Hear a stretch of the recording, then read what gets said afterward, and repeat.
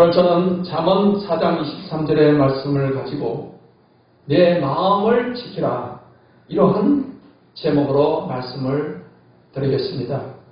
오늘 말씀에 모든 지킬 만한 것 중에 더욱 내 마음을 지키라, 생명의 근원이 이에서 남이니라 라고 말씀을 하고 있습니다. 아프리카에 아주 오지 마을이 있었는데 어느 날부터인가 그 마을 사람들 가운데 후토와 설사 증세가 나타나고 심지어 사람들이 죽는 사람들도 생겨나게 되었습니다. 그래서 도대체 무엇이 원인인가 해서 그 마을 사람들이 식수로 쓰고 있는 그 상수원을 오염되었는지 이렇게 봤지만은 겉으로 보이기에는 그 오염된 것이 보이질 않습니다. 그래서 그 도시에, 큰 도시에 부탁을 해서 그 물 밑에 잠수를 동원해서 좀 조사를 하게 했습니다. 잠수부가 제일 위에 올라가서 그 물이 이렇게 솟아나와서 물이 고여있고 그 물이 이제 식수로 사용되고 있는데 그 물 속에 잠수해서 들어가서 보니까 멧돼지 가족들이 거기에 익사해가지고서 거기 입구에 시체가 썩어 있는 것입니다. 그 물 속에 그것이 끼어가지고 겉으로 들어가지 않았지만 물이 거기서 썩어서 썩은 물이 섞여서 오게 되니까 마을 사람들이 그 물을 마시니까 다 그렇게 병이 걸리고 죽기도 하고 했던 것입니다.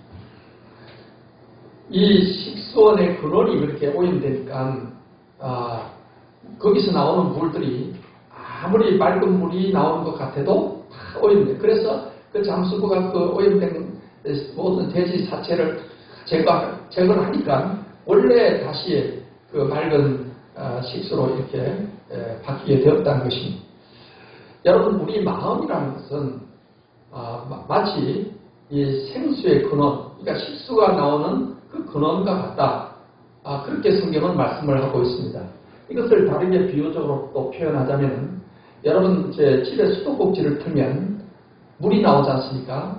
근데 지금은 거의 다 상수도가 잘 이제 설치가 되어서 맑은 물이 나오는데, 아주 몇십 년 전만 해도 저희가 살 때 보면은 틀면은 녹물이 나올 때가 있어요. 그러니까 상수대가 이렇게 쇠로 된 상수를 쓰다 보니까 오래돼가지고 녹이 썰어 있다 보니까 녹물이 나오는 것이고, 그게 이제 오래돼서 오염되면은 아무리 좋은 물을 맑은 정수에서 이렇게 보내줘도 그 수도관을 통과하는 순간 이제 오염된 물이 나오는 것입니다. 우리 마음이 마치 이 수도관과 같다 하는 것입니다. 하나님께서 우리에게 은혜를 이렇게 주시는데 그 은혜가 우리 마음을 이렇게 통과해서 흘러나오는 것입니다. 하나님께서 우리에게 주실 때는 정말 맑은 그런 생수 같은 은혜를 주시는데 이 마음이 부패해 있고 더러워져 있고 죄악된 마음으로 가득 차 있고 그러다 보면은 이 마음을 통과하면서 이미 그것은 오염된 것으로 나오게 된다는 것입니다. 그렇기 때문에 우리가 정말 예수님 안에서 행복한 삶, 승리의 삶, 성공적인 삶을 살아가는 데 있어서 이 마음을 잘 지키는 것이 참으로 중요한 것입니다. 이 마음이라는 것은 우리의 생각과 지성과 감정과 의지, 그런 인격적인 것을 포함해서 마음이라고 하는 것입니다. 이 마음에서 생각하는 그런 작용도 일어나고 희노애락의 분노의 감정, 이런 어떤 감정도 우리 마음에서부터 나오는 것이고, 마음을 통해서 뭔가 의지적인 결단을 하기도 하는 것입니다. 그래서 우리 인격적인 것을 다 포함하고 있는 것을 우리가 마음이다 이렇게 표현하고 있는데, 우리 마음을 잘 다스리고 지키는 것이 얼마나 중요한 것인가 하는 것을 오늘 성경은 말씀을 하고 있는 것입니다. 우리 마음을 잘 지키게 될 때 하나님께서는 우리에게 어떠한 그런 유익이 있게 하시는가, 우리가 마음을 잘 지킬 때 우리가 어떤 삶을 살아갈 수 있는가, 어떤 복을 누릴 수 있는가? 거기에 대해서 말씀을 드리고자 하는 것입니다. 우리 마음을 잘 우리가 지키면은 우리 마음속에서 이루어지는 하나님 나라의 복을 우리가 누리면서 살아가게 되는 것입니다. 여러분, 예수님은 이 땅에 오셔서 하나님 나라를 전파하셨습니다. 하나님 나라가 가까웠다. 회개하고 복음을 믿더라. 그래서 유대인들이 물었습니다. 하나님 나라가 어느 때 임합니까? 하나님 나라는 여기 있다, 저기 있다고도 못하니 하나님 나라는 너희 안에 있느니라. 그래서 예수님이 말씀하시는 이 하나님의 나라는 예수님을 믿는 사람들 먼저 마음속에서 이루어지는 이 마음의 천국, 이 하나님의 나라를 말씀을 하시는 것이고, 또 하나는 우리가 예수 믿고 살다가 이제 죽으면은 우리 영혼이 가는 그곳, 하나님 아버지가 계시고 거기에 하나님 예수님이 계시고 모든 천사들이 있고 그 천국이 있어요. 실제 존재하는 영적 세계에 존재하는 그 천국이 있습니다. 그 천국에 우리가 가게 되는 것입니다. 그런데 이 땅에 사는 동안에는 우리 마음속에 우리가 하나님의 나라를 이루어서 하나님 나라의 복을 우리가 누리며 살아가게 된다는 것입니다. 말하자면은 우리가 죽어서 가게 되는 천국을 천국 본점이라고 한다면은 내 마음속에서 이루어지는 천국은 천국 지점이다. 이렇게 말할 수가 있는 것입니다. 그래서 우리 마음속에서 이루어지는 이 천국의 복이 무엇이냐? 로마서 14장 17절에 하나님의 나라는 먹는 것과 마시는 것이 아니요 오직 성령 안에 있는 의와 평강과 희락이라 했습니다. 하나님 나라의 복은 뭐냐면 우리 마음속에 의와 평강과 희락이 이루어지는 이것이 하나님 나라의 복을 말을 하는 것입니다. 이 의라는 것은 우리가 예수님을 믿음으로 우리가 의롭다함을 얻었다는 것.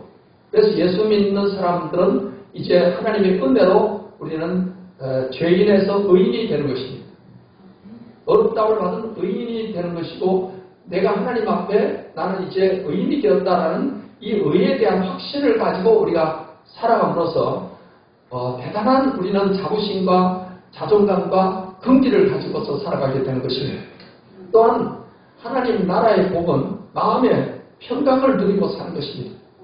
얼마나 지금 우리는 불안한 세상을 살아가지 않습니까? 여러 가지 어려운 일들이 다가올 때마다 마음이 불안하고 또 걱정이 됩니다. 근데 예수님께서는 내가 너에게 평안을 준다 했어요. 내가 주는 평안은 세상이 주는 것과 같지 않다고 그랬어요. 그러니까 주님이 주시는 그 평강이 우리 마음에 충만한 거예요. 그래서 이 하나님 나라의 복을 누리는 사람은 어떠한 문제가 다가와도 어떤 상황에서도 마음이 평안한 겁니다. 여러분, 마음이 평안한 이것이 참 행복한 삶이죠. 아무리 의리의리한 집에서 산의 진미를 먹으면서 살아도 늘 마음이 불안해서 그냥 초조해서 그러면 그건 행복하다고 말할 수가 없는 것입니다. 초가상간에 살아도 여러분 마음이 평안하면 그게 행복한 것입니다. 그 다음에 또 하나님 나라 성령 안에서 주시는 희락이요. 희락은 기쁨이란 말입니다. 우리가 예수님을 믿음으로 구원받았다는 이 구원의 기쁨, 이 감격, 그 기쁨과 감격을 가지고 살아가는 것입니다. 그것이 하나님 나라의 축복을 누리며 사는 사람의 모습인 것입니다. 사랑하는 성도 여러분이 여러분의 마음속에서 이러한 하나님 나라의 복이 넘치시기를 예수님의 이름으로 축복합니다. 그런데 이 하나님 나라의 이 복을 우리가 뺏겨서는 안 되는 것입니다. 여러분, 마귀 사단이라는 존재는 어쨌든 믿음을 뺏어가려고 하는 것이며 우리가 누리는 하나님 나라를 뺏어가려고 하는 것입니다. 그래서 성경은 마귀를 도적으로 비유하고 있는 것입니다. 도적이 오면서 도둑질하고 죽이고 멸망시키는 것뿐이요. 내가 무슨 약으로 생명을 얻게 하고 풍성히 얻게 하느니라. 그러니까 도적인 원수 마귀는 우리를 어쨌든 믿음을 도둑질하고 하나님 나라의 모든 평안과 기쁨을 도둑질해와서 우리를 멸망시키려고 하는 거고, 예수님이 오신 목적은 우리가 예수님 안에서 생명과 복으로 충만한 삶을 살게 하기 위해서 오셨다는 것입니다. 여러분, 우리가 지켜야 될, 우리가 마음을 지킨다는 것은 우리 마음속에서 이루어지고 있는 하나님 나라의 이 복을 우리는 지킨다는 거예요. 이걸 뺏기지 말자는 거예요. 여러분, 우리가 성경의 창세기에 보면 하나님께서 천지 만물을 다 지으시고 마지막 6일째 마지막에 사람을 만드시고 아담을 만드셨어요. 그리고 하나님께서는 에덴 동산을 만드시고 그게 먹기에 좋고 보기에 좋은 실과를 잔뜩 열리게 하시고 너무나도 그건 행복한 동산입니다. 부족함이 없는 동산입니다. 그리고 아담에게 이렇게 말씀하십니다. 이 동산을 잘 다스리고 지켜라 하고 말씀을 하셨어요. 여러분, 에덴 동산은 아담과 하와가 정말 행복하게 살 수 있는 동산이에요. 거기서 하나님 말씀에 순종해서 선악과를 먹지 않고 하나님 말씀에 순종하고 살았다면 죽지 않고 생육하고 번성하며 정말 그 천국의 복과 같은 그런 것을 누리며 살 것입니다. 하나님께서 이 에덴 동산을 다스리고 지키라고 했는데 결국 어떻게 됐습니까? 하와가 마귀의 유혹에 넘어가서 그래서 선악과를 따먹으면 그들은 에덴 동산에서 쫓겨나게 된 겁니다. 이 에덴 동산을 말하자면 뺏기게 된 거예요. 에덴의 행복을, 에덴의 그 복을 마귀한테 속아서 뺏긴 것입니다. 그래서 에덴 동산에서 이 아담과 쫓아내시고는 이제 그 아담과 하와가 에덴 동산에 못 들어가도록 그 입구를 화염검과 천사로 입구를 딱 지켜서 못 들어가게 했던 거예요. 여러분, 아담과 하와는 이렇게 에덴 동산을 다스리고 지켜야 되는데 이렇게 마귀한테 시험 들어가지고 마귀한테 말을 듣고 동산을 뺏겼지만 오늘날 우리가 지켜야 되는 것은 마음을 지켜야 된다는 것입니다. 우리 마음이 마치 에덴 동산과 같다고 할 수 있고 이 천국이라고 할 수가 있는 것입니다. 여러분 마음은 다른 사람이 지켜줄 수 있는 게 아니에요. 하나님이 여러분 각자에게 주신 것입니다. 마음은 내가 지켜야 되는 것입니다. 이걸 뺏기면 안 되는 것입니다.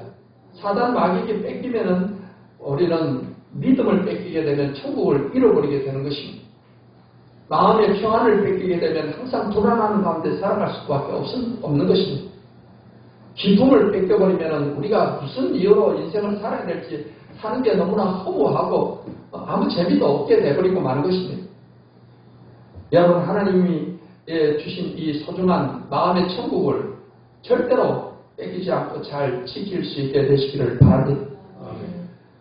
마음을 잘 지킬 때 이렇게 마음의 천국의 그 복을 우리가 누리며 사는 것이고, 그 다음에 마음을 잘 지키면요, 하나님께 기도 온다고 하는 복을 받고 삽니다. 성경 말씀 요한일서 3장 21절 22절에 사랑하는 자들아, 만일 우리 마음이 우리를 책망할 것이 없으면 하나님 앞에서 담대함을 얻고 무엇이든지 구하는 바를 그에게서 받나니 이는 우리가 그의 계명을 지키고 그 앞에서 기뻐하시는 것을 행함이라 하십니다. 우리가 예수님을 믿고 신앙생활하면서 하나님께 이렇게 기도할 수 있는 특권을 우리가 받았는데, 여러분 기도하는 것마다 하나님이 들어주신다면 얼마나 우리의 삶이 행복하겠습니까? 그런데 어떤 분들은 많이 기도해도 또는 금식하고 찬양하면 이렇게 기도했는데도 응답을 받지 못해서 안타까워하는 분들도 많이 있습니다. 성경은 우리 기도가 하나님께 잘 응답받는 그런 비결을 몇 가지 말씀하고 있는데, 그 중에 하나가 우리 마음이 우리를 찬양할 것이 없으면 하나님 앞에 담대함을 얻고 무엇이든지 구하는 바를 하나님에게서 받는다라고 말씀하고 있는 거예요. 우리 마음이 우리를 책망할 것이 없다는 이 말은 우리 양심에 비추어서 우리 자신이 떳떳하다는 거예요. 조금 더 하나님 앞에 부끄러울 게 없는 상태, 이런 상태를 의미하는 겁니다. 그건 하나님 말씀과 뜻대로 내가 잘 살아가는 것을 의미하고 있는 거예요. 그러면 하나님 앞에 기도할 때 담대함을 얻게 되는 것입니다. 왜냐하면 내가 하나님 말씀 뜻대로 살아가니까 하나님께 부끄럽지 않은 것이고 담대하게 하나님께 기도가 된다 이 말입니다. 성경에 보면은 이런 담대함을 가지고 하나님께 기도했을 때 즉각적으로 응답한 이런 예들이 성경에 많이 나옵니다. 우리가 성경 구약의 이스라엘 나라의 히스기야라는 왕, 이스라엘 나라 가운데 남왕국 유다의 왕 히스기야 왕이 이런 경험을 기록하고 있습니다. 히스기야 왕이 된 후에 그는 유다의 다른 왕들과는 다르게 하나님을 잘 섬겼어요. 그리고 하나님 기뻐하신 일들을 많이 행했습니다. 그런데 아직도 나이가 젊었는데 죽을 병이 걸렸습니다. 이스라엘 선지자가 와서는 그래요. 왕께서는 이제 죽을 것이기 때문에 이제 인생 마무리를 하시라는 거예요. 그 말을 듣고 히스기야 왕은 너무나 마음이 슬펐어요. 좀 더 오래 살면서 나라를 좀 더 잘 다스리고 싶은 이런 마음이 간절했습니다. 그래서 히스기야는 성전에 올라가서 벽을 향해서 엎드려 하나님께 간절히 기도하는데 그 기도의 내용이 열왕기하 20장 2절로 3절에 있습니다. 같이 한번 읽겠습니다. 히스기야가 낯을 벽으로 향하고 여호와께 기도하여 이르되 여호와여 구하오니 내가 진실과 전심으로 주 앞에 행하며 주께서 보시기에 선하게 행한 것을 기억하옵소서 하고 히스기야가 심히 통곡하더라. 히스기야는 자기가 그동안에 하나님 앞에 진실되게 행하고 전심으로 행하고 하나님 보기에 선하게 행했다라고 자부심이 있는 겁니다. 그러니까 하나님 앞에 그걸 기억해달라고 기도하는 거예요. 그 하나님께서 히스기야의 기도를 딱 들으시고 그의 눈물을 딱 보시고는 하나님이 적극적으로 응답을 주십니다. 이사야 선지자한테 가서 히스기야에게 전하라. 내가 내 기도를 들었고 내 눈물을 보았다. 내 생명을 15년을 더 연장을 해준다는 것입니다. 그리고 아수르 나라의 침공으로부터 나라를 또 지켜줄 것이다라고 이렇게 하나님께서 그 기도 응답을 그렇게 즉각적으로 해주시는 것을 알 수가 있는 것입니다. 히스기야가 하나님 앞에 떳떳하니까 그가 마음이 깨끗하고 정결하고 하나님 말씀대로 순종하고 행했기 때문에 그렇게 담대하게 기도를 하게 된 것이고 하나님께서 그 기도에 대해서 이렇게 즉각적으로 응답의 복을 주시게 된 것입니다. 사랑하는 성도 여러분의 기도가 이렇게 항상 하나님 앞에 담대하게 나가서 기도할 수 있는 그러한 기도가 되기를 축복합니다. 그러기 위해서 우리 마음을 잘 지켜야 되는 것입니다. 우리 마음속에 악한 생각, 남을 미워하고 증오하고 또 온갖 더러운 생각, 음란한 생각 이런 생각들은 마치 이 오염물과 같은 것입니다. 이런 것을 우리는 깨끗하게 할 때 하나님 앞에 담대하게 기도가 된다는 것입니다. 그 다음에 우리가 마음을 우리가 잘 다스리게 될 때 어떤 복을 받게 되느냐 하면은 건강의 복을 받고 사는 것입니다. 여러분 잠언서 17장 22절을 같이 읽겠습니다. 마음의 즐거움은 양약이라도 심령의 근심은 뼈로 마르게 하느니라 하십니다. 마음이 즐거워하고 기뻐하면 백약보다 더 좋은 약이 되는 것입니다만 심령의 근심을 가지고 스트레스 가운데 그렇게 살아가면 뼈를 마르게 한다. 그래서 백약이 무효한 그런 삶이 되는 것입니다. 그래서 스트레스는 만병의 근원이다. 이것은 이미 의학적으로도 증명된 이야기입니다. 그래서 스트레스가 많으면은 이것이 암의 원인이 되기도 하고 암이 더 커지기도 하고 그래서 이것이 그만큼 스트레스라는 게 위험하다는 것입니다. 사람들이 이러한 여러 가지 근심과 걱정, 불안 이런 것들로 인해서 많은 그런 스트레스를 받게 되고 그로 인해서 몸에 병들이 생겨나는 것입니다. 불면증이 생겨나고 위장병이 생겨나고 먹어도 잘 소화가 안 되고 그리고 그것이 발전해서 온갖 여러 가지 몸의 다른 병으로 발전해 가는 것입니다. 그렇기 때문에 우리가 정말로 건강하게 살기를 원한다면 여러분 우리 마음의 이 관리를 잘해서 하나님이 주시는 건강의 복을 우리가 누리면서 살아가야 될 것입니다.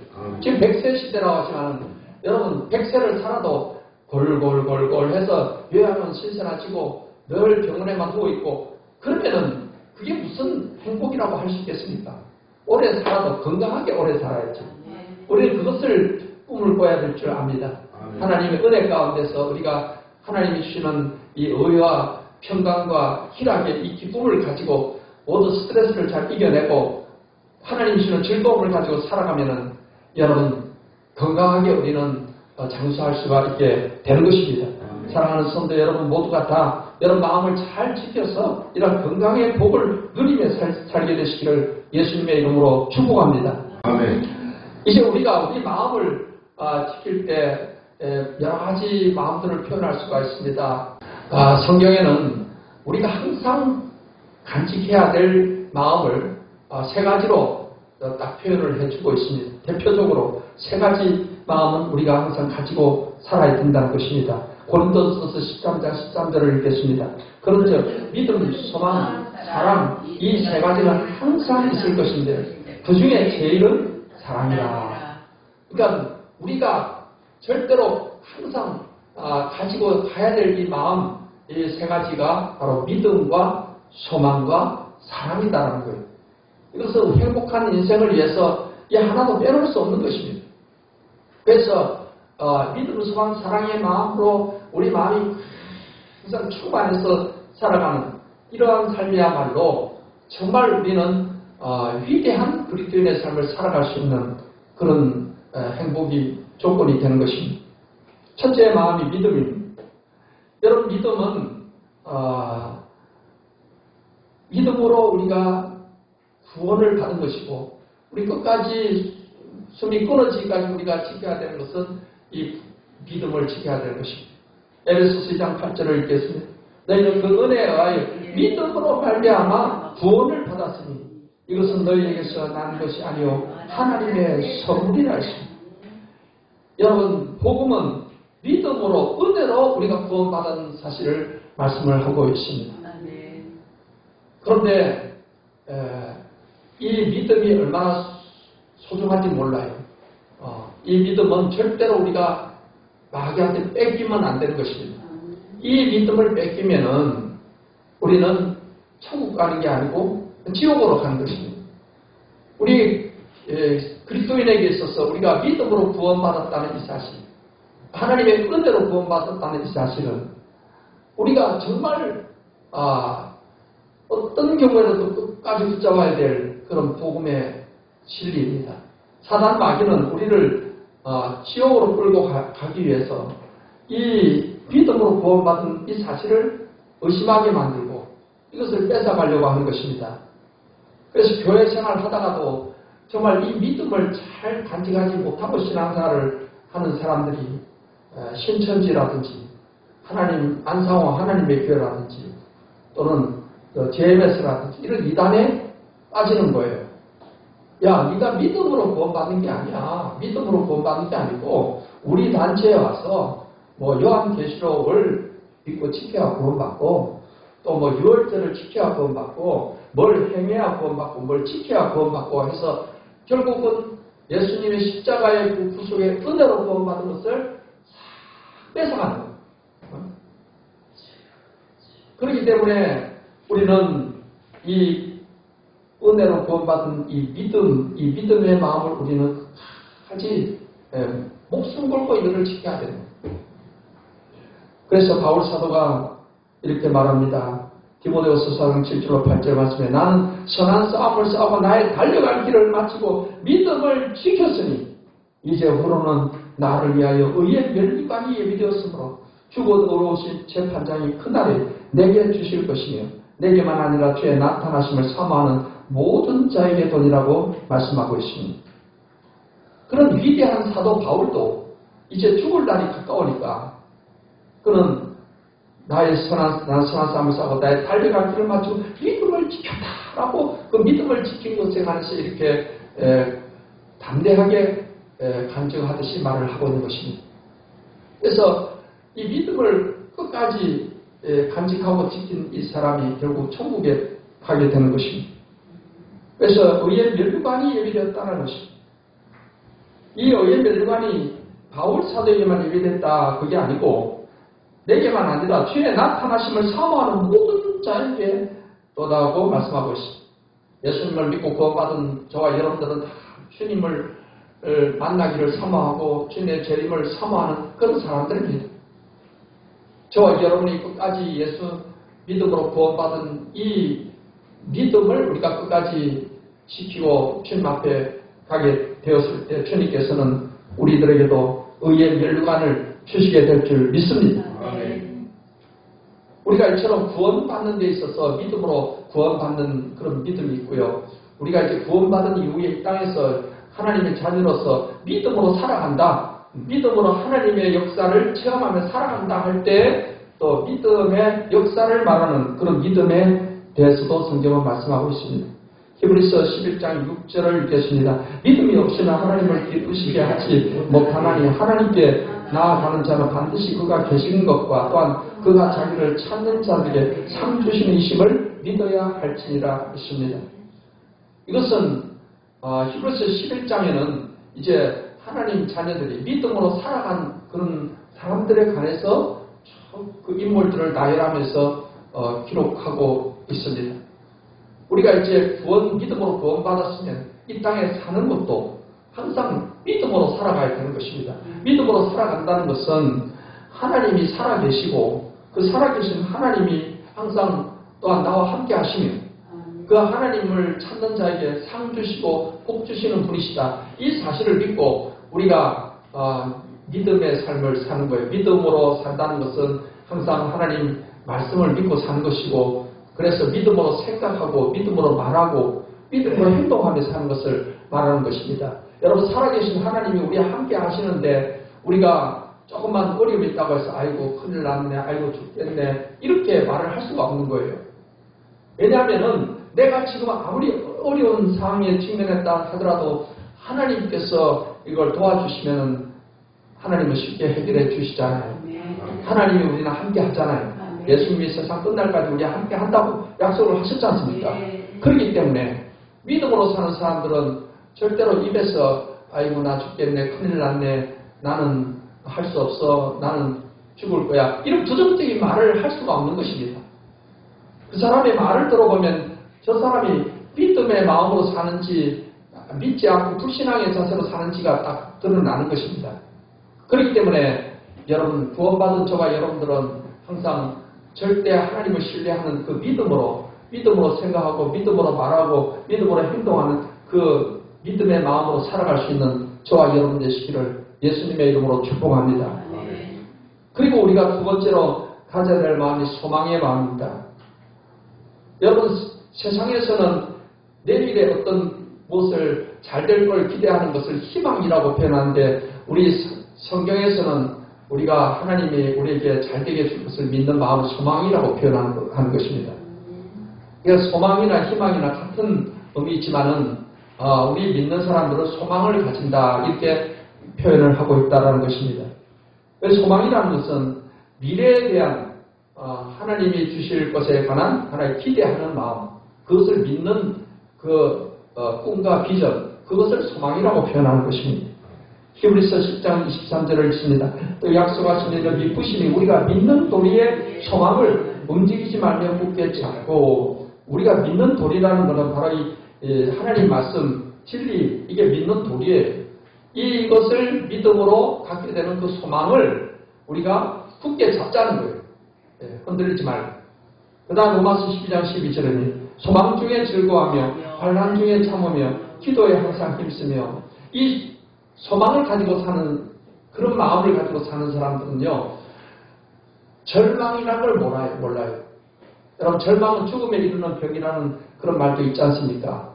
사람들이 낙심이 더 깊어져서 절망하게 되면요 차라리 죽는 게 사는 것보다 더 편하다 이런 생각을 가질 때가 있어요. 그래서 자살하는 사람이 생기는 것입니다. 절망이라는 건 무서운 것입니다. 아무런 자기 미래에 대한 기대도 없고 희망도 없으실 때 마음이 절망이 되는 것입니다. 그렇지만 우리 예수 믿는 사람들은 절대로 절망할 수 없는 사람들입니다.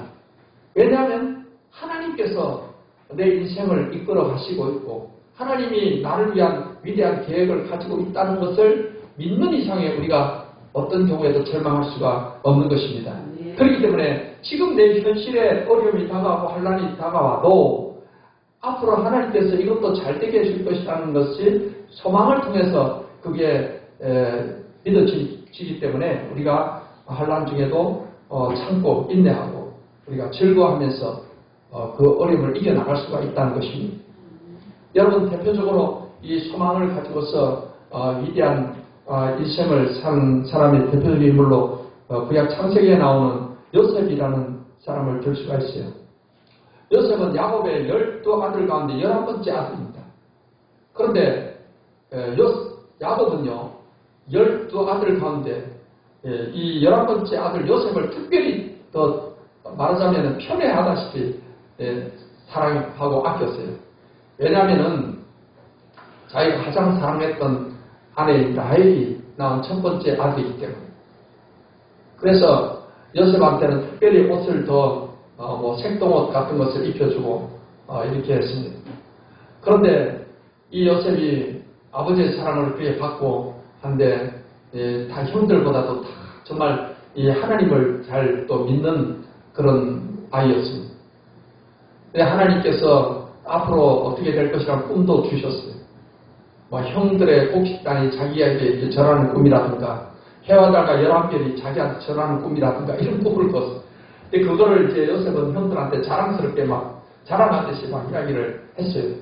이 형들이 굉장히 이제 요셉을 미워하게 된 겁니다. 아버지의 사랑을 독차지하는 것도 참 그냥 봐주기가 그렇대. 자기한테 우리가 다 형들이 절을 한다고? 그렇게 마음에 안 좋은 마음이 있는 상태에서 형들이 가축을 치러 멀리 갔는데 아버지가 요셉한테 심부름을 보냈어요. 이 형들이 잘 지내는지 가서 좀 보고 와라. 그래서 요셉이 형들이 있는 것을 가까이 간 형들이 저 꿈쟁이가 온다. 저 꿈쟁이가 꿈대로 되는지 우리가 한번 해보자. 그래가지고서는 요셉을 갖다가 그 큰 웅덩이에다가 빠뜨렸어요. 그러면은 이제 혼자 올라오지 못하니까 죽겠지 생각을 했어요. 그런데 이제 애국으로 가는 상인들이 지나가니까 그런 것보다 그냥 상인들한테 팔아버리자. 그래서 상인들한테 노예 값을 받고 팔아버렸어요. 요셉은 이제 노예로 저 애국으로 끌려가게 된 겁니다. 노예 시장에서 이제 팔려가지고서 그 바로 왕의 소위 시위대장인 보디발의 집에 노예로 팔려갔어요. 노예 생활하면서 얼마나 억울하겠어요. 아버지의 사랑을 그렇게 독차지하던 요셉이 완전히 노예가 돼서 그렇게 험한 일을 해야 되고 얼마나 정말 형들이 믿겠습니까? 그런데 요셉은 하나님께서 반드시 그 꿈을 이루어 주실 것이다. 그 소망의 마음을 품었기 때문에 열심히 일을 하는 거예요. 열심히. 그래서 나중에 보디발의 눈에 띄어가지고서 집안의 모든 종들을 다 다스리는 총무에 자리에 오르게 됐어요. 그런 요셉이 또 어려움이 다가왔는데 보디발의 아내가 요셉하고 육체적인 정을 통하려고 이렇게 막 추근거리고, 근데 요셉은 자기는 하나님께 복을 받아야 되는데 죄를 지면 안 되잖아요. 그래서 그걸 단호하게 뿌리친 거예요.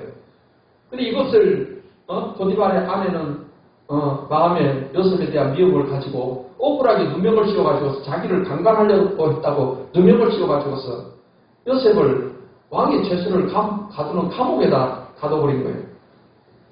그러니 노예 출신의 애국의 신하들이 들어가는 감옥에 가 있으니까 무슨 희망이 있겠습니까?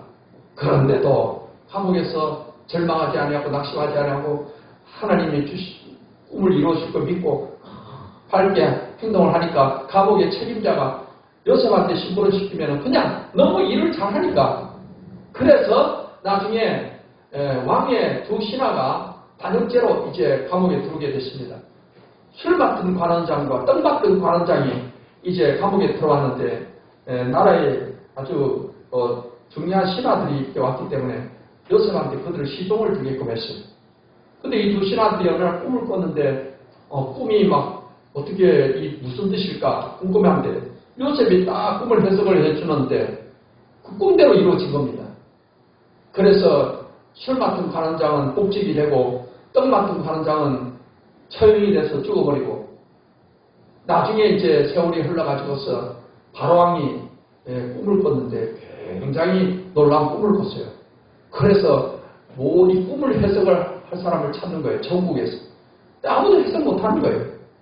그때 이 술 맡은 관원장이 요셉을 생각을 하고 요셉을 이렇게 추천해서 왕의 꿈을 해석을 하게 했는데 요셉이 하나님 지혜를 주시니까 다 꿈을 정확하게 정하는 거예요. 앞으로 7년 풍년이 있고 나서 7년 기근이 다가옵니다. 그러니까 7년 풍년 때 남는 곡식을 저장을 했다가 기근을 대비를 해야 됩니다. 그렇게 요셉이 이야기하니까 왕이 그냥 너무 좋아가지고서 너만큼 그렇게 신에게 지혜를 받은 사람이 어디 있겠냐?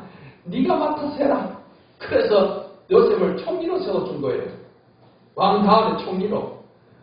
그래서 7년 풍년 때 곡식을 잘 저장을 했다. 기근 때 백성들한테 잘 이렇게 분배를 하고 나눠주고 팔고 그래가지고 그의 아버지의 식구들도 가나안 땅에 있는데 기근이 들어가지고 다 굶어 죽게 생겼는데 요셉한테 와서 결국 형들이 다 요셉한테 절을 하게 되고 꿈이 이루어지는 겁니다. 그리고는 요셉이 아버지의 식구들 애굽으로 70명 정도 되는 식구들 내려오기 위해서 잘 이제 먹고 살게끔 이렇게 했어. 결국 그들이 이스라엘 나라로 발전하지 않습니까? 여러분 이렇게 요셉이 그러한 노예 생활에서 감옥 생활에서 얼마든지 100번 더 절망하고 탄식하다가 그냥 죽어버릴 그런 인생을 살 사람인데 하나님이 주시는 꿈을 가지고 소망을 가지고 어떤 경우에도 낙심하지 않고 즐거운 마음으로 이렇게 살아갔기 때문에 요셉의 생애를 통해서 하나님께서 그를 총리로 세우시고 큰 역사를 이루시게 된 줄 믿습니다. 사랑하는 성도 여러분, 우리는 하나님을 우리가 믿고 살아간다면 하나님께서 반드시 합력해서 선을 이루시고 고난도 유익되게 하시고 환난도 복이 되게 하시고 문제도 답이 되게 해주신다는 이 사실을 믿고 여러분 어떤 상황에서도 하나님이 주실 위대한 내일을 바라보는 그 소망의 마음을 갖고 살게 되시기를 예수님의 이름으로 축원합니다. 세 번째로 우리가 가져야 될 마음은 사랑의 마음인 것입니다. 성경 고린도서 13장 13절에는 믿음, 소망, 사랑 이 세 가지는 항상 있을 것인데 그 중에 제일은 사랑이라고 했습니다. 믿음도 중요하고 사랑도 소망도 중요하고 하겠지만은 제일 이제 중요한 것이 사랑이다라는 것입니다. 이처럼 이 사랑은 예수님을 믿는 사람이면 이 사랑을 가지고 살아야 되는 것입니다. 우리는 하나님께 특별한 사랑을 받은 사람들입니다. 예수님의 십자가는 하나님의 사랑의 표현입니다. 하나님은 아들 독생자 예수를 십자가에 죽기까지 우리를 위해서 희생을 하셨어요. 그 희생적 사랑으로 예수님은 십자가에서 우리 죄를 다 사해 주신 겁니다. 그래서 우리가 이 큰 사랑을 받았기 때문에 우리도 이제 이 땅에 사는 동안에 하나님의 사랑의 계명을 따라 살아가야 됩니다. 한 번은 예수님에게 한 율법사가 질문을 했습니다. 선생님, 율법 중에 어느 계명이 제일 큽니까? 그랬을 때 예수님이 내 마음을 다하고 목숨을 다하고 뜻을 다하여 주 너의 하나님을 사랑하라 하셨으니 이것이 크고 첫째 되는 계명이요. 둘째도 그와 같으니 내 이웃을 내 자신같이 사랑하라 하셨으니 이 두 계명이 온 율법과 선지자의 강령입니다 하십니다. 여러분, 하나님께서 구약의 이스라엘 백성들에게는 율법이라는 많은 계명을 주셨습니다. 그 계명 가운데 그럼 어느 계명이 제일 큰 계명일까? 궁금해서 예수님께 물어봤던 것이고 예수님은 그 율법에 많은 계명을 딱 두 계명으로 압축을 해주신 거예요. 하나님 사랑, 이웃 사랑. 그래서 우리가 이 계명이라는 것은 이제 구원받은 사람들이 이제는 이 계명을 따라 살아가는 거예요. 구원받았기 때문에 이제는 우리가 하나님 뜻대로 사는 것이 중요하고 그래서 하나님이 주신 이 계명이 바로 우리가 지켜야 될 중요한 계명입니다. 구원받았기 때문에 우리는 계명을 기쁘게 우리는 지키며 살아가야 되는 것입니다.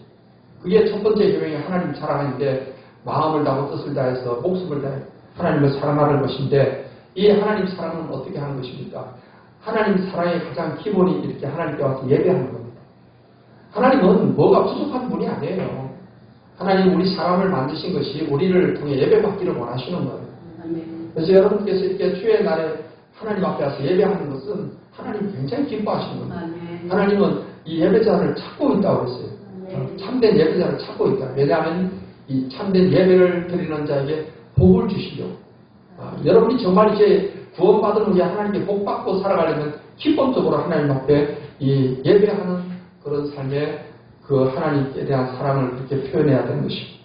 그리고 이제는 하나님 말씀에 순종하면서 사는 것입니다. 하나님께서 우리에게 분부하신, 예수님이 분부하신 복음 전파의 명령을 따라 우리가 또 사람들에게 복음을 전하면서 사는 것입니다. 그리고 나를 향하신 하나님의 뜻을 우리가 깨닫고 그 뜻을 따라 살아가기 힘써야 되는 것입니다. 그것이 하나님 사랑인 것입니다. 그 다음에 둘째 계명인 이웃을 내 자신같이 사랑하라 했습니다. 이 사랑이라는 것은 희생을 포함하고 있고, 사랑이라는 것은 남을 용서하는 것이 포함되어 있고, 사랑이라는 것은 남을 섬기며 사는 것이 바로 이 사랑이라는 계명에 다 들어가 있는 것입니다. 그래서 우리가 정말로 하나님께서 나를 사랑해 주셔서 구원해 주셨으니까 우리도 역시 다른 사람을 사랑을 우리가 행하면서 살아야 된다 하는 것입니다. 그래서 사랑이라는 것은 이해하고 또 용서하는 것, 또 희생하는 이런 것들이 바로 사랑 안에 다 포함되어 있습니다. 특별히 우리가 사랑을 행한다 할 때는 용서를 실천할 수 있어야 되는 것입니다. 많은 사람들이 이 부부간에 오늘날 많은 부부가 이렇게 깨어지는 이유가 사랑이 없어서 깨어지는 경우가 많습니다. 그래서 부부가 이혼하는 이혼 사유를 들어보면 너무 안 맞아요. 성격적으로 너무 안 맞아요. 그러니까 서로 화성에서 온 사람, 금성에서 온 사람 그런 식으로 이제 다르다 보니까 이게 안 맞아서 못 살겠다는 거예요. 사랑이 없으니까 안 맞을 수밖에 없는 거예요. 사랑이 있다면 상대방의 모든 부족한 것을 내가 허용할 수가 있는 것입니다. 이해할 수가 있는 것입니다. 그렇기 때문에 이제 사랑이 없다 보니까 많은 가정들이 지금 깨어지고 있는 상황, 또 남의 잘못을 용서를 못하다 보니까 그게 마음속에 맺혀가지고서 결국에는 그것이 나중에는 헤어지는 것으로 또는 증오심으로 해서 어떤 그 사람을 위해를 가하거나 사람을 죽이거나 이런 죄를 짓게 되는 것입니다. 그렇기 때문에 사랑의 여러 요소들 가운데 우리가 정말로 이웃을 사랑한다면은 부부 간에 또 가족 간에 또는 이웃 간에 우리가 적극적으로 내가 예수님께 용서받은 것처럼 용서를 실천하는 삶을 살아가야 될 줄 믿습니다. 그럴 때 내 마음이 먼저 행복해지는 겁니다. 예를 들어서 내가 누구를 미워한다 합시다. 그 미워하면 그 증오심이 막 생겨요. 밤에 자는데도 잠이 잘 안 와요. 눈을 감으면 그 사람이 막 얼굴이 떠오르고 막 때려주고 싶고 막 죽이고 싶고 막 그러다 보니까 잠이 안 오는 겁니다. 내 마음이 막 그 사람에 대한 온갖 나쁜 생각으로 막 혼란스러워. 꿈을 꿔도 막 꿈속에서 막 쫓겨다니고 도망다니고 막 죽이고 막 그런 이상한 꿈을 꾸게 되고. 그러니까 이 증오의 사랑의 마음도 내 마음을 통해서 나가지만은 증오의 마음도 먼저 내 마음부터 완전히 쑥대 밭을 만들어 놓고 그게 나간다는 거예요. 그러니까 내가 불행해지는 것입니다. 그러나 우리가 진정으로 예수님의 사랑과 용서를 내가 받았으니까 우리가 정말 용서를 하게 되면 우리 마음속에서 이전에 경험하지 못한 놀라운 그런 은혜가 임하게 되는 줄 믿습니다. 코리텐 붐 여사가라는 분이 있어요. 화란의 국적인데 이 가족이요 유태인을 집에 숨겨줬다는 이걸로 발각이 돼가지고서 가족들이 모두 다 이제 유태인 수용소에 끌려갔습니다. 그래서 거기서 가족들이 다 죽고 이 여사만 간신히 이제 나중에 살아남게 된 겁니다.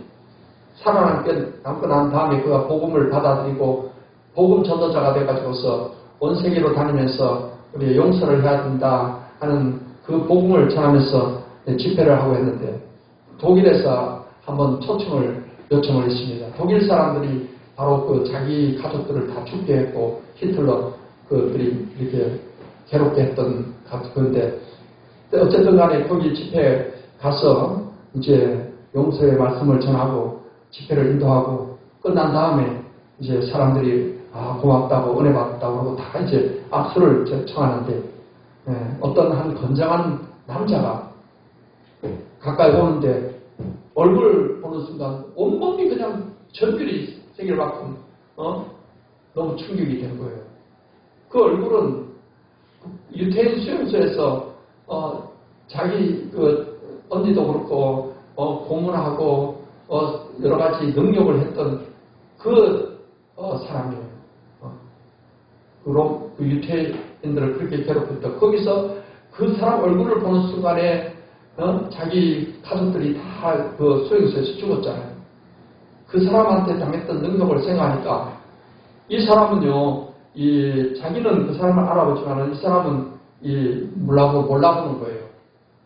그래서 여기서 하에 손을 내밀면서 이렇게 가까이 오는데 그 순간, 찰나의 순간에 차마 손을 내밀지 못하고 있는 거예요, 지금. 그러면서 하나님께 그 순간에 기도하는 거, 하나님, 내가 다른 사람 다 용서해도 이 남자는 내 용서 못하겠어요. 안 됩니다, 하나님. 이 남자는 내 용서 못해.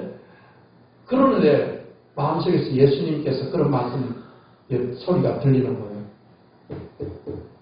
내가 이 남자를 위해서도 내가 십자가에서 내가 용서의 피를 흘렸다. 너도 용서하라. 그 말씀이 들리죠. 그래가지고서 손을 내밀어서 악수를 하는 그 순간에 이번에는 또 다른 어떤 은혜의 감격이 마음에 확 밀려오더라는 거예요.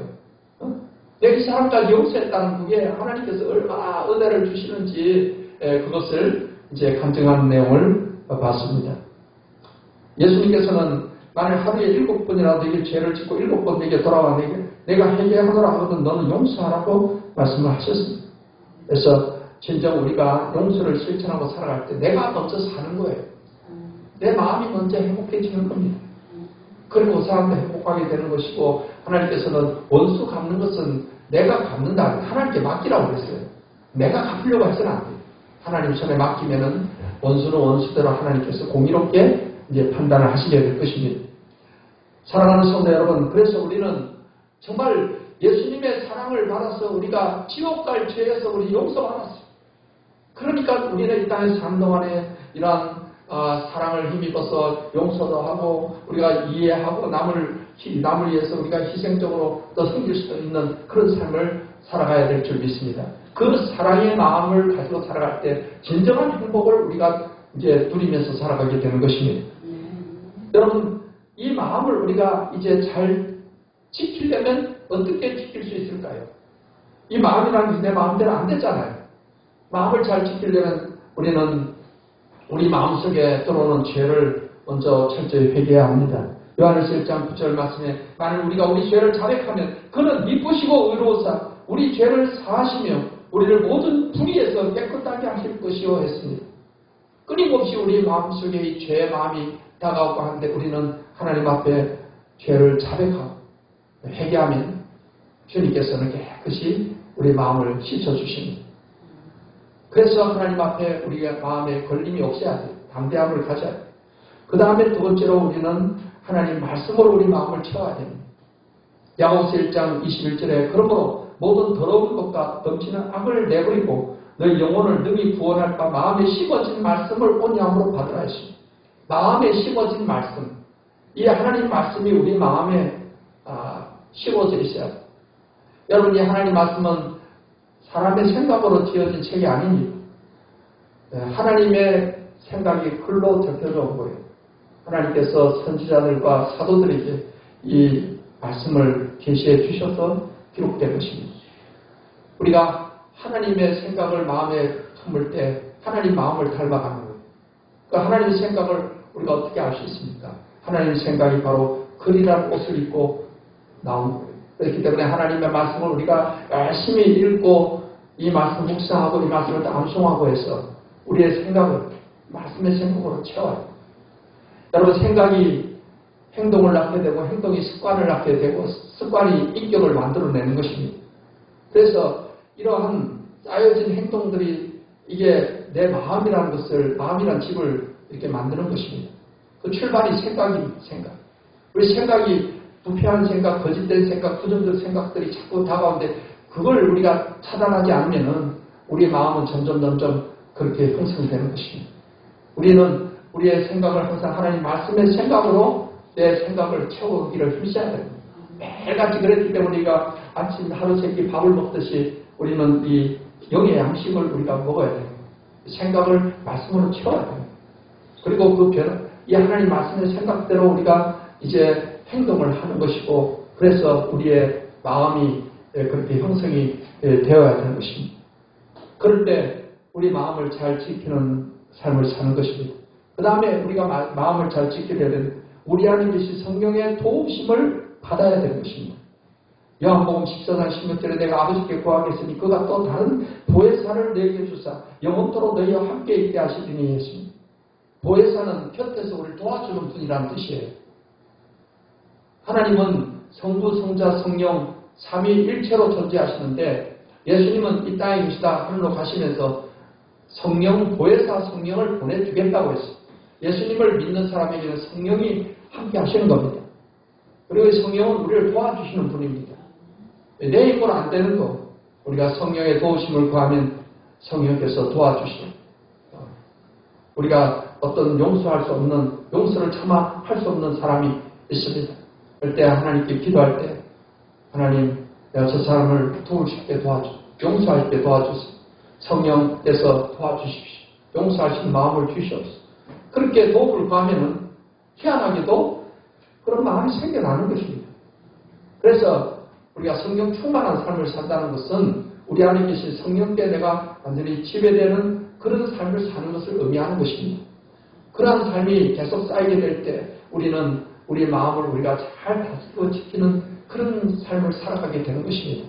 사랑하는 성도 여러분, 모든 지킬 만한 것보다 오직 내 마음을 지키라 생명의 근원이 이에서 남이라고 성경은 말씀하고 있습니다. 여러분의 마음이 하나님께서 여러분 마음속에 하나님의 나라 천국이 임하게 하셨는데 이 마음의 천국을 절대로 빼기지 마시고 여러분이 이제 마음속에 이러한 어떤 더러운 생각이 들을 때마다 회개하고 또 여러분 마음을 하나님 말씀으로 채우시고 여러분과 함께 하시는 성령의 도움을 구하는 그러한 성령 충만한 삶을 살아감을 통해서 여러분 마음을 잘 지켜 여러분 항상 하나님이 주시는 의와 평강과 희락, 믿음, 소망, 사랑으로 여러분 세상을 이기고 승리하며 참으로 복된 삶, 승리의 삶을 살게 되시기를 예수님의 이름으로 축원합니다.